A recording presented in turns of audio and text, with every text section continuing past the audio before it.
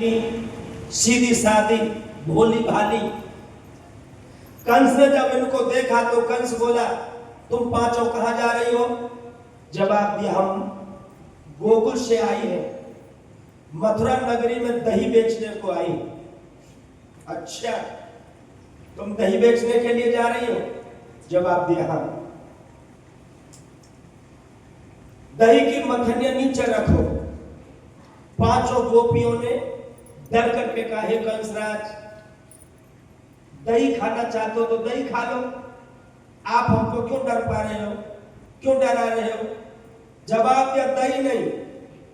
पीछे वाले गुंडों से कंस कहने लगा, इन पांचों को वृक्षों से बांध दो और चमड़े का हंटर लेकर के बरसाओ उनके ऊपर।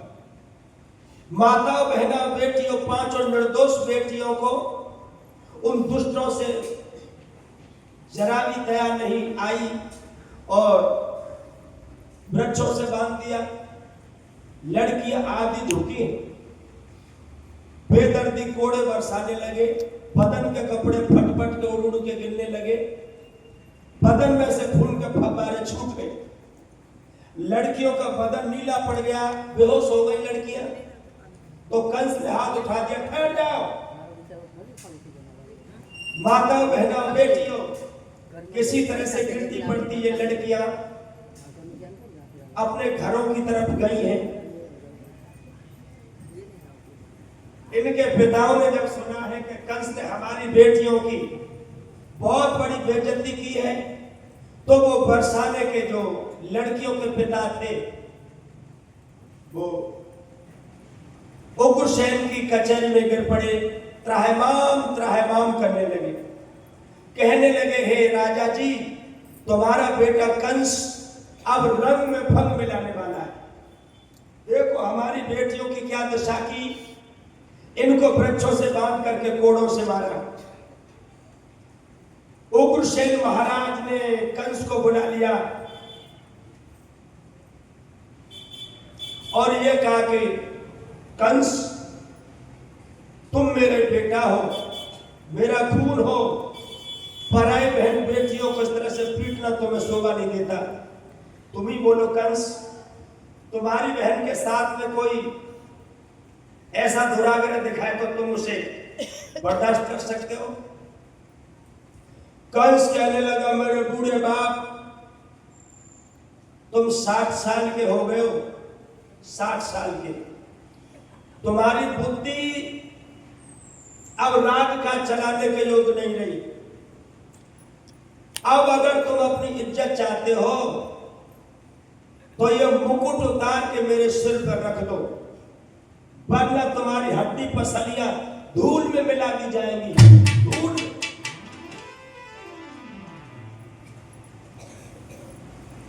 राजा उग्रसेन समझ गए ये दुष्ट है, और दुष्ट की न तो दोस्ती अच्छी होती न दुश्मनी।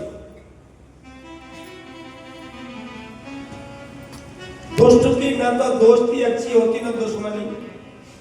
अगर रिश्तेदार भी दुष्ट है और तुमने उसे अपना लिया तो निश्चित है वो तुम्हारे परिवार का नाश किए बिना मानेगा नहीं।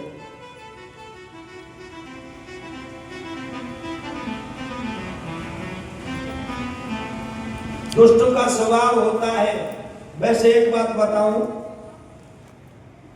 दुष्ट से सांप अच्छा है। सांप जब मौत आएगी तभी डसेगा, लेकिन दुर्जन पगे पगे, पग पग पर डसेगा। तुम्हारे मुंह में बड़ा मीठा बोलेगा और पीछे तुम्हारी जड़ों को काटेगा। एक बात और बता दूं, जिसका तेरे बच्चों पर बखूबी प्यार है, जिसका तेरे बच्चों पर बखूबी प्यार है, वो तेरा दुश्मन नहीं, तुझसे भले तकरार है। और तुझसे तो मोहब्बत नफरत तेरी संतान से, तोड़ दे संबंध ऐसे मतलबी इंसान से। तुमसे मोहब्बत मार रहा है, तुम्हारी औलाद को भटका रहा है, बीड़ी पिलाना सिखा रहा है, दारू पीना सिखा रहा है, जुआ खेलना सिखा रहा है, वो तुम्हारा दुश्मन है। तुझसे तो मोहब्बत नफरत तेरी संतान से, तोड़ दे संबंध ऐसे मतलबी इंसान से। अगर ऐसे मतलबी इंसान को तुमने अपना लिया तो निश्चित है वो तुम्हारा परिवार को ध्वंस करने में कमी नहीं रखेगा। बहना बेटियों, दुष्ट का काम होता है दूध में खटाई डाल के फाड़ देना, और दूध एक बार फट करके दोबारा दूध नहीं बनता। दूध फट करके दोबारा दूध नहीं बनता, कितनी भी कोशिश की जाए। दुष्ट का स्वभाव होता है आग की तरह, आग तुम्हारे छप्पर को जला देगी, बाद में स्वयं बुझ जाएगी। इसलिए दुष्ट को समझना भैया।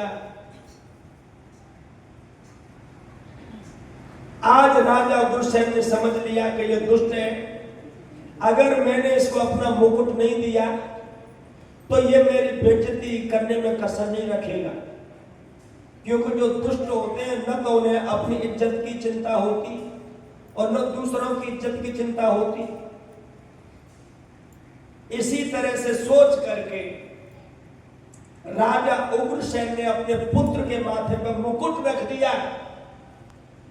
कंस के माथे पर जब मुकुट रखा, बड़ा खुश हो गया, सिंहासन पर बैठ करके बोला, ऐ सभा के लोगों,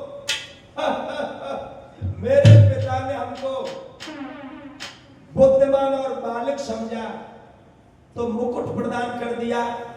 अब तुम सब मेरे आदेश का पालन करो। हमारे पिताश्री बड़े समझदार निकले जो उन्होंने अपना मुकुट मुझे दे दिया।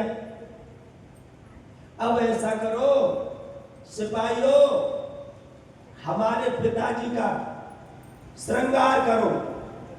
सिपाही लोग एक दूसरे के मुंह की तरफ देखने लगे, बाप का श्रृंगार क्या होता है, लेकिन बहुत जल्दी समझ गए। हथकड़ियां बेड़ियां लेकर के आए और राजा हुसैन के हाथों में हथकड़ियां पैरों बेड़ियां डाल दी, जेल में पहुंचा दिया और कंस मथुरा का राजा बन गया।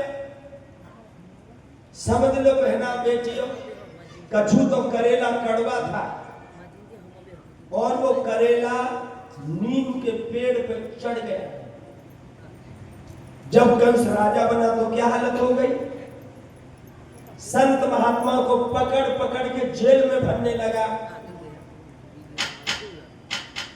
मंदिर में मूर्तियों को जब दूध से नहलाया जाता था, वह गायों के सिर काट काट के चढ़वाने लगा। खून बहने लगा मंदिरों में, जब दूध बहता था वह खून बहने लगा। और इसने आदेश कर दिया कि कहीं पर हवन नहीं किया जाएगा। जितना भी तुम लोग हवन में डालते हो, खा करके शरीर को पुष्ट बनाओ, मजबूत बनाओ। ये हालत हो गई मेरे प्यारे भक्तों। अब तो सभी ऋषियों की संतान कान दबा करके गुफा में बैठ गई, कहीं प्रभु की चर्चा सुनाई नहीं दे रही है। आज धरती मैया गैया का रूप बना करके भगवान के पास में पहुंची और कहने लगी, हे पाप भर मेरी रक्षा करो, मेरी रक्षा करो, मेरी रक्षा करो। ब्रह्मा जी बोले, हे गैया, जिन्होंने समय समय पर तेरी आंखों के आंसू पहुंचे, उन्हीं स्वाधीन ब्रह्म सच्चिदानंद भगवान कमलेश के सामने रो। आज धरती मैया जो है विष्णु भगवान के सामने जाके रोने लगी। जब कंस के अत्याचारों से धरती पीड़ित हो गई तो कैसे सभी देवता बुला रहे, धरती गैया का रूप बना करके बुला रही है। सभी बड़े प्रेम से बोलेंगे,